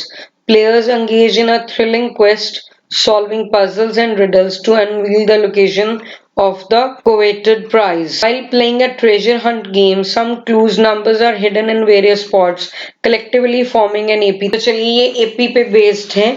If the number of the nth spot is 20 plus 4n, that means आपको यहाँ पे an का value दे रखा है 20 plus 4n. Answer the following questions to help the players in spotting the clues. Which number is in the first spot? First मतलब a1 का value find out करना है, तो n को 1 फिट कर लीजिए, तो 4 into 1 is 4, 4 plus 20 is 24, ये आंसर बन जाएगा। Which spot is numbered? किस स्पॉट का नंबर जो है वो आपका कितना बनना चाहिए 112। दैट मीन्स यहाँ पे आपको an का वैल्यू दे रखा है 112। an का फॉर्मूला होता है a plus n minus 1 into D which is equal to 112। आपको यहाँ पे a1 का वैल्यू तो पता लग गया। अगर हम ap बना लें दैट मीन्स अगर हम a2 भी साथ में इवेलुएट कर लेते 20 प्लस 4 इंटू 2 इज 8, ये बन गया 28। तो अगर आप ap पहले ही कैलकुलेट करके रखते वो बन जाती 24, 28, 32 एंड सो ऑन। यहाँ पे a का वैल्यू 24 और d का वैल्यू जो है आपने कैलकुलेट करा है वो है 4। तो वो दोनों वैल्यूज यहाँ पे फिल कर देते हैं। 24 plus n minus 1 into 4 is equal to 112। तो n minus 1 into 4 equals to ये 112 में से आपको 24 सब्ट्रैक्ट करना पड़ेगा। हेयर इट इज 8 और यहाँ पे बन गया 88। 83rd स्पॉट है, उसका नंबर जो है वो कितना है 112। चलते हैं यहाँ पे बी पार्ट की तरफ। इसमें ऑप्शन थी सेकंड पार्ट में what is the sum of all the numbers on the first 10 spots. Sum मतलब आपको SN निकालना है। फर्स्ट 10 स्पॉट्स मतलब n का वैल्यू अगर 10 है, a तो आपने कैलकुलेट करा ही है ऊपर सबसे पहले कि वहां पे आपकी वैल्यू है 24 और d का वैल्यू है 4। आपको वैल्यू चाहिए S10 का, तो यहाँ पे बन जाएगा n/2 ब्रैकेट में 2a plus n minus 1 into D. ये फॉर्मूला लगा लेते हैं। यहाँ पे बन जाएगा 10/2, 2 इंटू 24 प्लस 9, d की जगह है 4। तो चाहे तो आप ये दोनों 4 के टेबल पे जाते हैं, हम लोग 4 का टेबल बाहर कर सकते हैं। 4 फैक्टर बाहर कर लेंगे तो यहाँ पे बच जाएगा 6 और यहाँ पे बच जाएगा 9। ये कटिंग हो गई 2 into 10 is 20, this is 12 plus 9 which is 21 और 21 इंटू 20 करेंगे जब हम लोग तो उसका वैल्यू जो है आपके पास आ जाएगा 420। इसके बाद हमें पूछा गया है which number is on the n-2th spot. देखिए अगर nth स्पॉट था तो उसका वैल्यू था 20 प्लस 4n।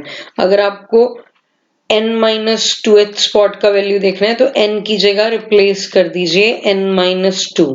तो यहाँ पे बन जाएगा 20 प्लस 4n माइनस 8, तो 20 माइनस 8 बन गया 12 प्लस 4n। तो देख लीजिए आपने केस स्टडीज करी हैं, आपको याद भी है भी आपने क्या आंसर करा है, तो उससे आप अपनी मैचिंग कर सकते हैं। और इस पेपर का लास्ट केस स्टडी जो हमारे पास दिया हुआ है वो chapter surface area and volume से रिलेटेड है। Tamper proof tetra milk guarantees both freshness and security. This milk ensures compromised quality, preserving the nutritional values within and making it a reliable choice of health conscious individuals. Okay. 500 milliliter milk is packed in a cuboidal container of dimensions। तो ये जो cuboidal container है इनके dimensions दे रखे हैं आपको। Length is 15 centimeter, breadth is 8 centimeter और यहाँ पे height हो गया 5 centimeter। These milk packets can be packed in a cuboidal carton in cuboidal cartons of dimension 30 centimeter, ये इसका लेंथ कार्टन का, और यहाँ पे 32 सेंटीमीटर और हाइट इज 15 सेंटीमीटर, और ये यहाँ पे एक सिलेंड्रिकल ग्लास है। Based on the above information answer the following questions. Find the volume of cuboidal carton. Carton तो बड़ा हो गया बॉस, तो volume of cuboidal carton is L into B into H, that is 30 into 32 into 15। Easy है calculation, centimetre cube. तो यहाँ पे अगर इसको कैलकुलेट कर लेंगे हम लोग तो वैल्यू हमारे पास आ जाएगी 14400 centimetre cube. This is very easy. चलिए सेकंड पार्ट की तरफ बढ़ते हैं। Find the total surface area of the milk packet. Total surface area milk packet का निकालना है तो TSA of milk packet is 2 into LB plus BH plus HL। This is 2 into 15 into 8 plus 8 into 5 plus 5 into that is 15। तो यहाँ पे आपके पास बना अंदर में 120 देन 40 देन 75 सेंटीमीटर स्क्वायर। सभी वैल्यूज को ऐड करा ब्रैकेट में और 2 से मल्टीप्लाई करा, विल गेट हियर 470। इसके साथ और पार्ट में आ रखा है how many milk packets can be filled in a carton. कितने मिल्क पैकेट्स कंटेन हो सकते हैं एक कार्टन में आ सकते हैं। तो उसके लिए तो भाई वॉल्यूम ऑफ कार्टन ऊपर रखना पड़ेगा, इसको डिवाइड करना पड़ेगा किससे, volume of 1 packet of milk. तो volume of carton is also cuboid, that is L into B into H, और जो पैकेट है वो भी क्यूबॉइड की फॉर्म का है। इसका L2 B2 H2 कह देते हैं और इसका L1 B1 और H1 बोल देते हैं, दैट इज 30 बड़े वाला, देन इट इज 32 एंड 15, और नीचे आ जाएगा यहाँ पे 15 into 8 into 5। फाइन, 15 से 15 डायरेक्टली कट गया, 8 और 32 4 पे गया, यहाँ पे रहा 6। तो टोटल 24 पैकेट्स जो हैं वो फिल हो सकते हैं, आ सकते हैं एक कार्टन में। तो चलते हैं नेक्स्ट क्वेश्चन की तरफ, which is the last question of this very set. How much milk can the cup hold. Cup कितना मिल्क होल्ड करेगा, होल्ड मतलब उसकी कैपेसिटी, कैपेसिटी मतलब volume of. So cup is in the shape of cylinder whose volume is pi r square h। तो पाई का value 22/7, r यहाँ पे हमें दे रखा है 5 का स्क्वायर कर लीजिए 25, और h का वैल्यू 7 से 7 की कटिंग हो गई। 22 into 5 is 110, 110 को 5 से मल्टीप्लाई करेंगे तो 550 सेंटीमीटर क्यूब। तो यहाँ पे इतने सेंटीमीटर क्यूब जो है आपको दे रखा है, ये सेंटीमीटर क्यूब में है, और जैसा कि 1 सेंटीमीटर क्यूब 1 मिलीलीटर के इक्वल होता है तो ये बन जाएगा 550 मिलीलीटर। सो इस तरह से सेट 1 जो है वो हमारा यहाँ पे कंप्लीट होता है। तो चलिए देखते हैं यहाँ पे सेट 2 है हमारे पास। काफी क्वेश्चंस हमारे मैच हो रहे थे ऑलरेडी ही सेट 1 से, कुछ ही क्वेश्चंस में डिफरेंस है तो उनको डिस्कस कर लेते हैं। जैसे कि MCQs में सबसे पहला क्वेश्चन नंबर 4 है जो डिफरेंट आया। तो यहाँ पे क्वेश्चन नंबर 4 है हमारे पास, in the given figure angle C is equal to angle D is equal to 90 degree. तो ये दो एंगल जो है वो 90 डिग्री है, तो बेसिकली यहाँ पे हमारे पास एक क्वाड्रिलेटरल दिख रहा है और एंगल B भी दे रखा है। तो angle A plus angle B, angle C और एंगल D, इन चारों का सम करने पे हमारे पास 360 बनेगा। 90 90 180, 180 में 60 ऐड करने पे विल गेट हियर 240। तो यहाँ से एंगल A का वैल्यू बन रहा है 360 minus 240 which is equals to 120 degree, and we have to find the area of the shaded region. तो शेडेड रीजन में आपको थीटा जो है वो आपने डिड्यूस करा है 120 डिग्री, तो फिर यहाँ पे फॉर्मूला लग जाएगा एरिया ऑफ सेक्टर वाला, theta upon 360 into pi are square. तो अगर हम ऑप्शंस चेक करें तो सभी ऑप्शंस के बीच में पाई जो है वो हमें दिख रहा है, तो पाई को ओपन नहीं करेंगे। 3 स्क्वायर इज 9, यहाँ पे कटिंग करके 1/3 और ये 3 इससे कट गया, will get here 3 pi centimetre square. Option number A. Question 5 भी डिफरेंट है। If the mean of these values is 9, तो यहाँ पे मीन का फॉर्मूला रहेगा sum of observations divided by number of observations. तो जब हम इन 6, 7, P, 8, Q और 14 का सम करेंगे, will get here 35 plus P plus Q, और ये काउंटिंग में एलिमेंट्स जो हैं these are 6, mean is already given as 9, 6 will be multiplied by 9, will get here 54, 35 जो है उधर जाके subtract हो जाएगा 54 से, and we will get here 19 in the answer. So P plus Q is equals to 19, which is option number B. Different questions में आ जाता है। उसके बाद question number 15। From the letters of the word mobile a letter is selected at random, the probability of selected letter is a vowel. तो vowel यहाँ पे एक तो O है, एक I है, एक E है, तो काउंटिंग में ये 3 हो गए और टोटल जो अल्फाबेट्स हैं वो है 6, तो प्रोबेबिलिटी बन गई 1/2, ऑप्शन नंबर सी। इसी तरह 16th क्वेश्चन भी डिफरेंट है।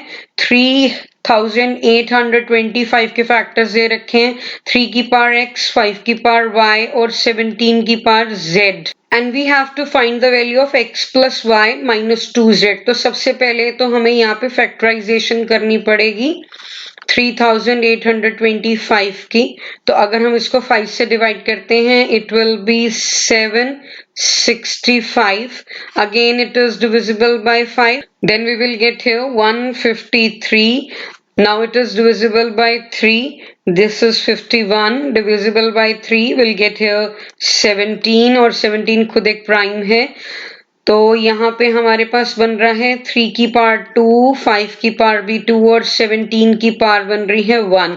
अगर हम कंपेयर करें तो x, y और z की वैल्यू जो है वो हमने कैलकुलेट कर ली है। x की वैल्यू आ रही है 2, y की वैल्यू बन गई है 2 और z की value 1। Now x plus y minus 2z which is equals to 2 plus 2 minus 2 into 1, तो ये 2 से 2 कैंसिल हो गया और अल्टीमेट आंसर हमारे पास यहाँ पे बना है 2, ऑप्शन नंबर सी।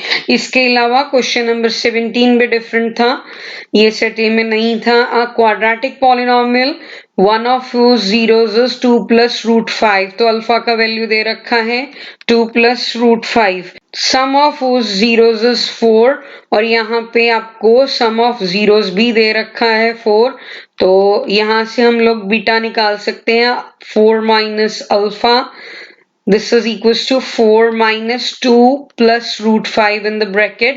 तो अगर हम ये ब्रैकेट ओपन अप करते हैं तो कुछ इस तरह का बन गया 2 minus root 5।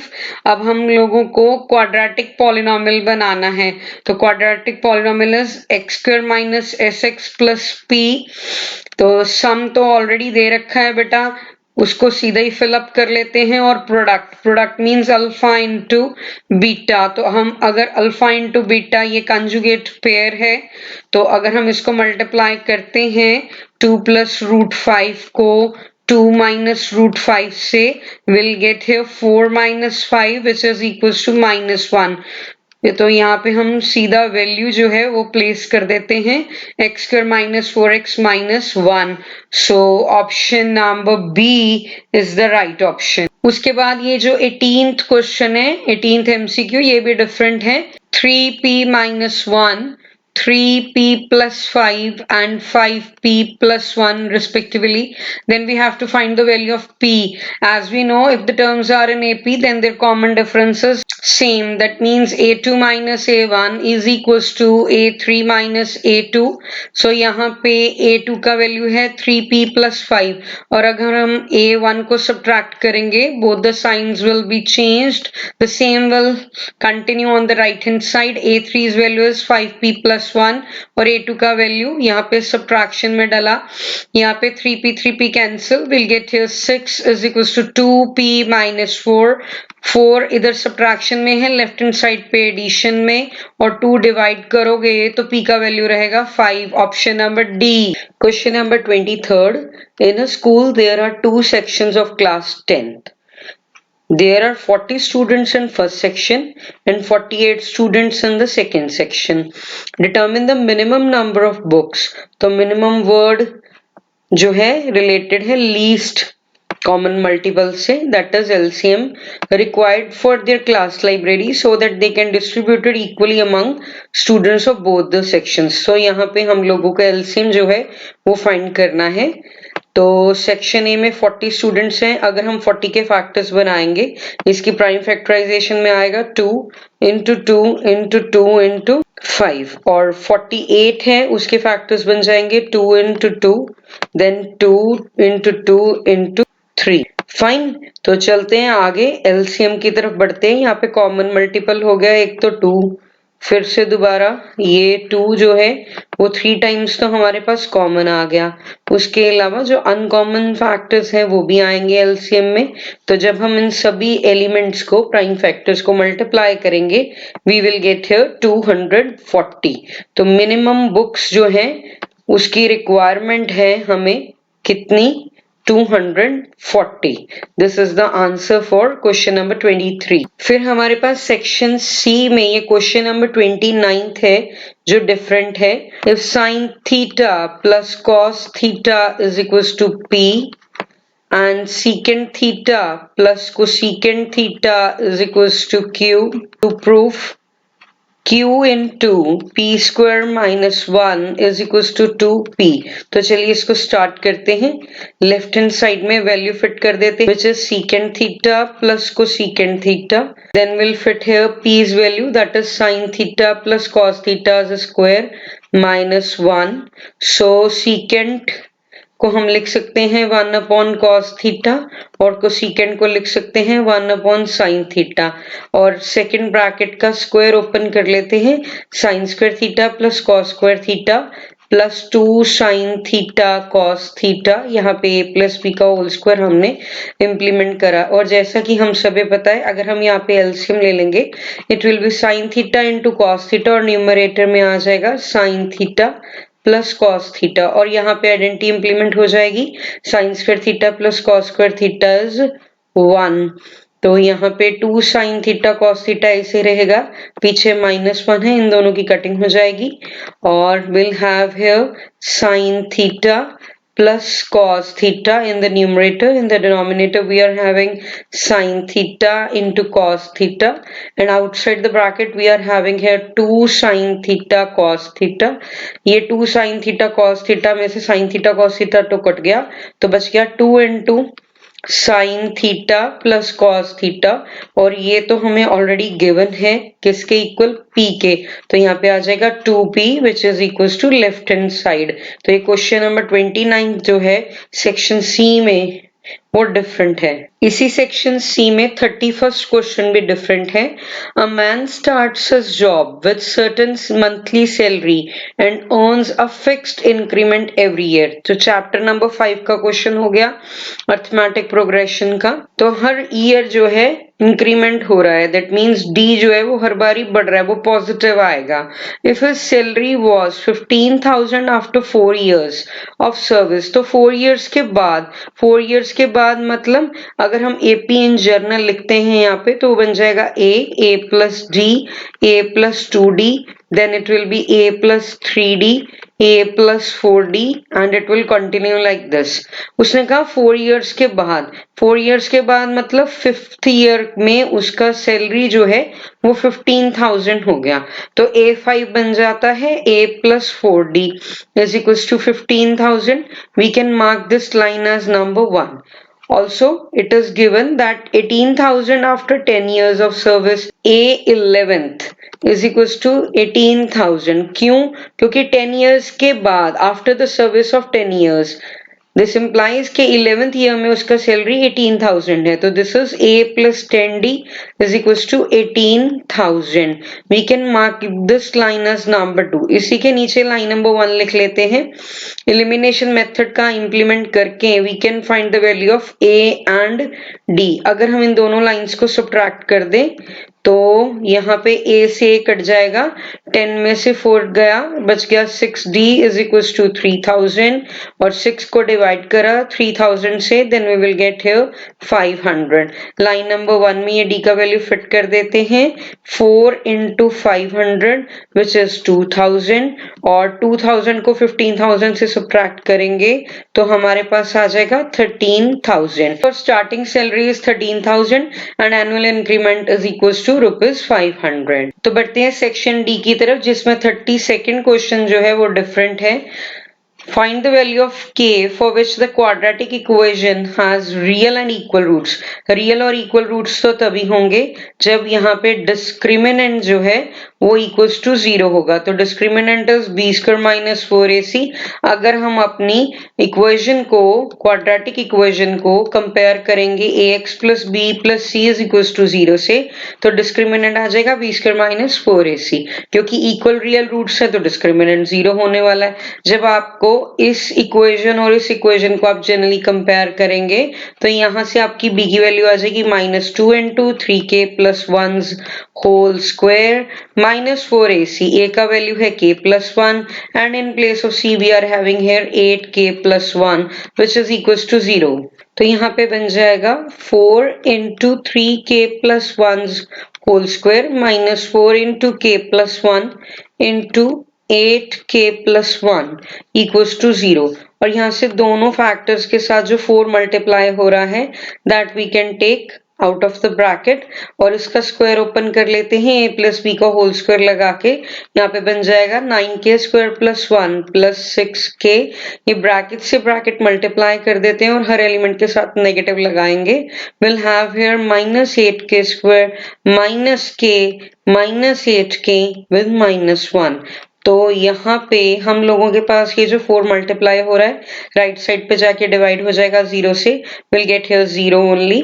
तो 9k square minus 8k square is 1k square, then 6k minus 8k, this is equals to -3k and 1 will be cancelled with 1, so we'll have here 0 और k इन दोनों में से कॉमन आ गया, we'll have here k minus 3 is equals to 0। दोनों factors को बारी बारी 0 करने पे we'll have here k is equals to 0 and k is equals to 3 which are the two values of k। 32nd question का ही b part भी different है। A two-digit number is such that the product of its digits is 18। तो two digit number में दो तरह के digits हो जाएंगे, एक वंस प्लेस डिजिट और एक टेंस प्लेस डिजिट। तो यहाँ पे हम लेट कर लेते हैं वंस प्लेस डिजिट और unit place digit whatever you want to say is equals to x और दूसरा let tens place digit is equals to y। तो अगर हम यहाँ पे बेटा जी ओरिजिनल नंबर फाइंड आउट करते हैं तो वो कुछ आपका यहाँ पे बन जाएगा 10y plus x। अब क्वेश्चन के अकॉर्डिंग हमारे पास दो कंडीशंस ड्राइव होंगी यहाँ से। तो फर्स्ट कंडीशन यहाँ पे कहती है अगर हम प्रोडक्ट मतलब मल्टीप्लाई करें डिजिट्स को तो वो 18 बन जाएगा। डिजिट्स है x एंड y तो इनकी मल्टीप्लिकेशन बन रही है 18, तो क्यों ना यहाँ से y का वैल्यू निकाल के रखें, that is 18 upon x and we can mark this line as 1। अब पढ़ते हैं अगली कंडीशन, कंडीशन नंबर 2। वो क्या कह रही है हमें, when 63 is subtracted from the number तो है 10y plus x, इसमें से हमने 63 सब्ट्रैक्ट करा माइनस करा, the digits interchange their places. Digits ने मतलब x और y ने अपना प्लेस इंटरचेंज कर लिया। ओरिजिनल नंबर में 10y plus x है तो अभी डिजिट्स इंटरचेंज होने के बाद नंबर बन गया 10x plus y। तो ऐसे करते हैं 10x plus y दोनों को हम लेफ्ट हैंड साइड पे ले आते हैं तो इन दोनों का साइन जो है वो चेंज हो जाएगा और राइट हैंड साइड पे बचेगा 0। तो 10y minus y is 9y, then x minus 10x is minus 9x, minus 63 on that side it will be plus 63 यहाँ से 9 common, will have here y minus x is equals to 63। 9 और 63 का cancel होने पे will get here 7। तो ये हमारे पास बन जाएगा 18 upon x minus x is equals to 7। So after taking the LCM we are having 18 minus x square in the numerator और डिनोमिनेटर में है x। x उधर जाके मल्टीप्लाई होगा and will have here 18 minus x square is equals to 7x। तो ये दोनों terms हम राइट हैंड साइड पे ले जाते हैं। Will have here 7x plus x square minus 18। तो यहाँ पे एक क्वाड्रेटिक बन गई इन वेरिएबल x। सो यहाँ से हम x का वैल्यू जो है फाइंड आउट कर लेंगे। इसकी मिड टर्म स्प्लिटिंग होने पे will have here 9x minus 2x minus 18 और पहले दोनों में से हमारे पास x कॉमन, अंदर बच गया x प्लस 9। अगले दोनों नंबर्स में से will have minus 2 common, it is x plus 9 inside the bracket. तो टू फैक्टर्स बन गए x plus 9 and x minus 2। अगर हम इनको टर्न बाय टर्न 0 के इक्वल करते हैं तो x की वैल्यू आ रही है -9 और 2, क्योंकि -9 तो पॉसिबल नहीं है। फाइन, इसको रिजेक्ट कर दिया। देयरफॉर x की वैल्यू बन गई 2। अगर x की वैल्यू 2 बन गई तो y आया 18 upon 2 which is equal to 9।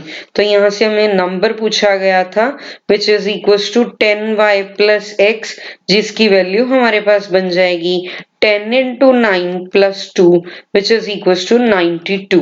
तो इस तरह से हमने ये क्वेश्चन नंबर 32 का बी पार्ट जो है वो परफॉर्म करके देखा। और इस पेपर में जो लास्ट क्वेश्चन डिफरेंट था that is question number 35। Question number 35 is the angles of depression of the top and the bottom of a 50-meter high building from the top of a tower 45 and 60 degree respectively। यहाँ पे एक tower के top पे खड़े हैं जिसके ऊपर से खड़े होके 50 मीटर हाई बिल्डिंग के बॉटम को हम लोगों ने ऑब्जर्व करा। तो उनका एंगल ऑफ डिप्रेशन जो है वो 45 डिग्री और 60 डिग्री बना। फाइन, अगर यहाँ पे ये टावर की हाइट AB है तो बिल्डिंग की हाइट को CD बोल देते हैं which is already given as 50। इस पॉइंट को बोल देते हैं E। तो यहाँ पे 50 मीटर तो ऑलरेडी बन गया। अब हमने निकालना है find the height of the tower. तो फुल ऑन हाइट हम लोगों को चाहिए, इसको बोल देते हैं h। तो फुल ऑन हाइट बन जाएगी 50 प्लस h। और ये जो बेस है AC, let us suppose this is x metre, तो यहाँ पे भी इसकी वैल्यू जो है x मीटर आ जाएगी। Why? क्योंकि AC और AD आपस में पैरेलल लाइंस हैं। तो अगर हम ट्राइंगल देखें BED तो tan 45 जो है वो perpendicular upon base h upon x, tan 45 is 1। तो यहाँ से हमारे पास x इक्वल्स टू h बन गया। इसी तरह अगर हम ट्राइंगल BAC देखते हैं तो tan 60 degree will have here h plus 50 full on height divided by base that is x। तो यहाँ पे बन गया √3x is equals to h plus 50 because h and x are equal so we'll place here h। तो यहाँ से ये जो h इधर प्लस में लेफ्ट हैंड साइड पे आके it will B change into minus. और यहाँ पे हम लोगों के पास h common, will have in the bracket √3 minus 1। √3 minus 1 left hand side पे मल्टीप्लिकेशन में है, राइट हैंड साइड पे जाके it will be in division. तो यहाँ पे हम लोग रैशनलाइजेशन कर लेते हैं। √3 माइनस 1 और √3 प्लस 1 की multiplication will get here 2 50 in the numerator with √3 plus 1 cancellation होने के बाद we'll get here 25। √3 की वैल्यू क्वेश्चन में दे रखी है, we have to fill 1.73। तो 1.73 plus 1 is 2.73। इन दोनों की मल्टीप्लिकेशन करने पे हमारे पास h की वैल्यू आ जाएगी which is equals to 68.25 metre. तो अगर हमने फुल ऑन हाइट देखनी है किसकी, टावर की, तो वो बन जाएगी h प्लस 50 मीटर्स। तो अगर हम 68.25 को ऐड करेंगे 50 से we will get here 118.25 metres. तो दिखाओ यहाँ पे हमारा सेट 2 जो है वो कंप्लीट होता है। तो चलिए अब हम सेट 3 की तरफ बढ़ते हैं। सेट 3 में भी लिमिटेड से ही क्वेश्चन डिफरेंट हैं। तो सबसे पहले जो क्वेश्चन डिफरेंट है वो है क्वेश्चन नंबर 4। तो क्वेश्चन नंबर 4 है the pair of linear equations y is equals to 0 and y is equals to -7 have। देखिए दिस इज x एक्सिस और इसको हम y एक्सिस बोलते हैं। x एक्सिस की इक्वेशन होती है y is equals to 0 और अगर हमने y is equals to -7 को रिप्रेजेंट करना है तो यहाँ पे y is equals to -7 कुछ इस तरीके से बन जाएगा। ये दोनों लाइंस तो आपस में पैरेलल हैं और पैरेलल लाइंस का no solution. So option number D. Next we are having question number 5. This is also different. The area of the square inscribed in a circle of radius 5 root 2. तो यहाँ पे एक circle है जिसका radius 5 root 2 है, उसके अंदर आपको एक स्क्वायर जो है वो इंस्क्राइब करा हुआ है। दैट मीन्स जो वर्टिसेस हैं वो सर्कल को टच कर रहे हैं। अगर सर्कल का रेडियस 5 रूट 2 है तो ए ओ और ओ सी को ज्वाइन करेंगे तो डायामीटर बन जाएगा और स्क्वायर की हर साइड जो है वो इक्वल होती है। Let it be x and x और हर एंगल 90 डिग्री होता है। तो यहाँ पे ये जो ट्राइंगल है A C B right angle triangle बन गया। तो यहाँ पे राइट एंगल ट्राइंगल में तो पाइथागोरस थ्योरम लग सकती है। ए सी का फुल ऑन वैल्यू बन जाएगा 10 रूट 2। क्यों? क्योंकि 5 रूट 2 तो रेडियस है तो AC फुल ऑन डायामीटर है। This is x by Pythagoras theorem hypotenuse square is equals to p square plus b square perpendicular square plus b square. तो hypotenuse का वैल्यू है 10 रूट 2 का square which is equals to x square plus x square. तो यहाँ पे बन गया 100 into 2 this is equals to 2x square. तो यहाँ से x स्क्वायर की वैल्यू आ गई 100 और एरिया ऑफ स्क्वायर भी होता x स्क्वायर ही। तो that is equals to 100 centimetre square. Option number B. उसके बाद यहाँ पे 8th क्वेश्चन है which is different. Two identical solid cubes of side a are joined end to end. Identical cubes means जिनके edge जो है वो इक्वल है, उसकी हर साइड ए के इक्वल है। तो ए और ए अगर हम इनको ज्वाइन कर देंगे एंड टू एंड तो ये तो एक क्यूबॉइड बन जाएगा जिसकी जो लेंथ है ए प्लस ए वो फुल ऑन बन जाएगी 2a। ब्रेड्थ यहाँ पे a है और हाइट का वैल्यू भी a है। आपने निकालना है total surface area of the resulting cuboid. तो क्यूबॉइड का जो TSA होता है that is equals to 2 into LB plus BH plus HL। तो वैल्यू फिल कर लेते हैं 2 into 2A into A then A into A then A into 2A। तो this will be 2A square plus A square plus 2A square bracket में बन गया 2 into 5a square which is equals to 10a square। 16th is the probability of throwing a number greater than 2। तो greater than 2 number हो गया, even t ले लेते हैं 3 4 5 6 fine और विद अ फेयर डाई। तो डाई के ऊपर 6 केसेस होते हैं एक डाइस के ऊपर। तो probability of E is equals to 4/6 which is equals to 2/3। Option number A. 17th और 18th भी डिफरेंट क्वेश्चंस हैं बाकी सेट्स से। If y is equals to 1 is a solution of the quadratic equation py square plus py plus 3 is equals to 0 then value of p is। अगर y is equals to 1 solution है quadratic equation py square plus py plus 3 is equals to 0 का, that means y is equals to 1 इसको satisfy करेगा। This is p into 1 square plus p into 1 plus 3 is equals to 0. So we'll get here 2p plus 3 is equals to 0 and value of p is -3/2. Option number C. The next question is value of theta for which 2 sine square theta is equals to 1/2 and it is mentioned that theta must lies from 0 degree to 90 degree. तो sine square theta की value बन गई 1/4। 1/4 is the square of 1/2। तो यहाँ पे sign square theta से हमने sine theta निकाला जो बन गया 1/2 और साइन थीटा की वैल्यू 1/2 आती है साइन 30 डिग्री पे। तो थीटा की वैल्यू बन गई 30 degree. Option number A. Section B में एक ही क्वेश्चन डिफरेंट है दैट इज 21st।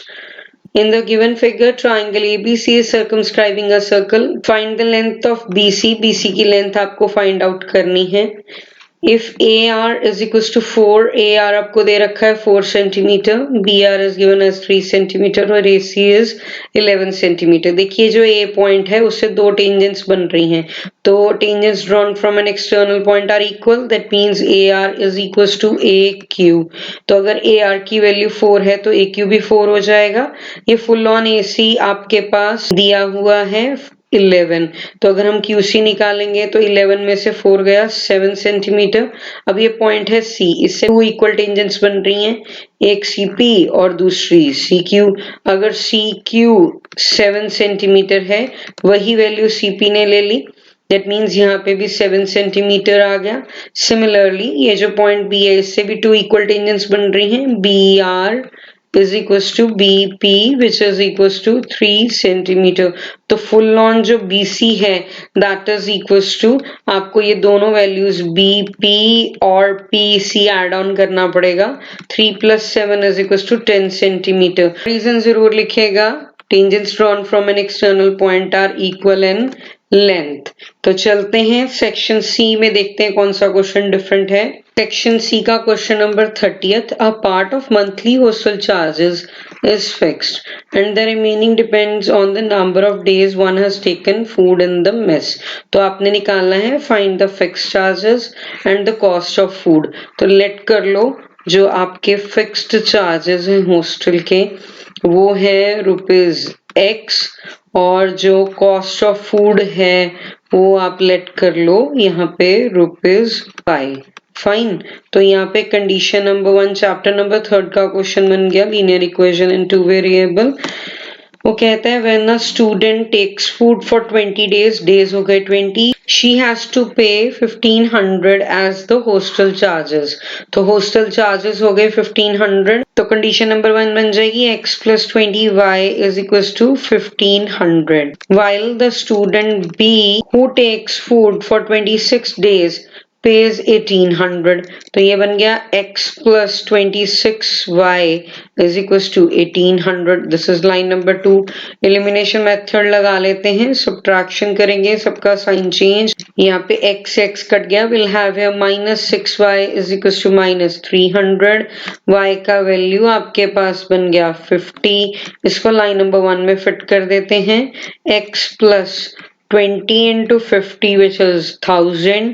अगर हम उसको राइट हैंड साइड पे 1500 के साथ सब्ट्रैक्ट करते हैं तो we will get 500. Therefore यहाँ पे जो फिक्स्ड चार्ज इक्वल्स टू ₹500 और जो कॉस्ट ऑफ फूड है पर डे है ना, that is equals to ₹50. And 31 question is also different. 31st question हमारे पास है, we have to prove that square root of secant square theta plus cosecant square theta is equals to tan theta plus cot theta. Can we write this as 1 upon cos square theta plus 1 upon sin square theta? Can we take the LCM in the square root? It will be sin square theta plus cos square theta divided by cos square theta into sin square theta. Now identity will be implemented here. Sin square theta plus cos square theta is equals to 1. तो 1 upon cos square का root करा, वो आ गया 1 upon cos theta और 1 upon sin square theta का root करा तो वो बन गया 1 upon sin theta. अगर हम राइट हैंड साइड सॉल्व करते हैं which is equals to tan theta plus cot theta. As you know tan theta is sin theta upon cos theta और cot theta को हम लिख सकते हैं cos theta upon sin theta. क्यों ना हम इसका भी LCM ले लें. We'll get here sin square theta plus cos square theta divided by cos theta into theta और sin square theta plus cos square theta बन गया 1, तो 1 upon cos theta into sin theta and we have observed that this left hand side is equals to right hand side. Therefore proved. तो इस तरह से ये 31st question जो है वो भी डिफरेंट था बाकी सेट्स से, तो वी हैव परफॉर्म्ड. अब चलते हैं सेक्शन डी की तरफ. 32 क्वेश्चन कहता है the following distribution shows the daily pocket allowance of children of a locality. The mean daily pocket allowance is ₹36.10। तो यहाँ पे mean is already given which is in decimal form 36.10 दे रखा है। Find the missing frequency. तो यहाँ पे हमें class intervals दे रखे हैं और फ्रीक्वेंसी दे रखी है। तो चलिए सबसे पहले तो हम क्लास मार्क्स फाइंड आउट कर देते हैं। Class marks means mid values. तो 20 और 25 का जो मिड वैल्यू है दैट इज 22.5 और हर बार ये जो क्लास साइज है वो 5 है तो इसी में ही 5 ऐड करते जाते हैं and we can find the xi that is class marks जो है वो हम यहाँ पे फाइंड आउट कर सकते हैं इस प्रोसेस से। So after the class marks there are two options to continue with the question. एक है आप डायरेक्ट मेथड इंप्लीमेंट कर सकते हैं और दूसरा है यहाँ पे स्टेप डेविएशन। अगर हम स्टेप डेविएशन मेथड के थ्रू करेंगे तो हमें यहाँ पे एक डी आए दैट मीन्स खुद से एक अज्यूम्ड मीन जो है वो पहले लेना पड़ेगा। लेट अस सपोज मैंने यहाँ पे 37.5 अज्यूम्ड मीन ले लिया, a इज इक्वल्स टू 37.5। तो डी आईज निकाल लेते हैं। हर एक्स आई को हम a से सब्ट्रैक्ट करेंगे, will get here -15, -10, -5, then 0, 5, 10 and 15. After that we can divide these di's with the common factor which is 5 in all these di's. So di's को अगर हम h that means common factor से divide करें तो यहाँ पे बन रहा है -3, -2, -1, 0, 1, 2, 3। अब यहाँ पे fi into ui करने का टर्न है which is -21, -12, -9, this is 0, f, 10 and 12. Now it is the time to add all these. तो इनकी वैल्यू बन रही है -20 प्लस f और उधर से जब हम फ्रीक्वेंसीज का सम करेंगे we'll have here 44 plus f। तो अगर हम मीन का स्टेप डेविएशन वाला फॉर्मूला लगाते हैं वो बन जाता है a plus summation fi ui divided by summation fi into h। This is equals to 37.5 plus f minus 20 which is summation fi ui divided by 44 plus f into 5 as we are having mean already given in the question so we will fit here 36.10 और ये जो 37.5 right hand side पे उसको left पे ले आए वो subtraction में चेंज हो गया तो ये बन गया -1.4 which is equals to f -20 into 5 divided by 44 plus 4। तो इसको आगे कंटिन्यू करते हैं। यहाँ पे -1.4 की मल्टीप्लीकेशन हो जाएगी 44 प्लस f से और ये जो 5 है वो ब्रैकेट के अंदर मल्टीप्लाई होके कुछ इस तरह की वैल्यू देगा हमें। अब ये -1.4 को दोनों तरफ या तो मल्टीप्लाई कर लीजिए ब्रैकेट के अंदर, ये बन गया -61.6 -1.4 f is equals to 5f minus 100. So when we will continue it, it will be 38.4 which is equals to 6.4. अब ये जो 6.4 है वो इधर आके डिवाइड हो जाएगा तो ये मैंने 10 से 10 की कैंसिलेशन कर ली। 64 जो है वो 384 पे 6 पे जाएगा तो f का वैल्यू जो है मिसिंग फ्रीक्वेंसी जो है वो यहाँ पे 6 बन रहा है। So this how we have completed all the questions which are different in set number 3. Thanks for watching.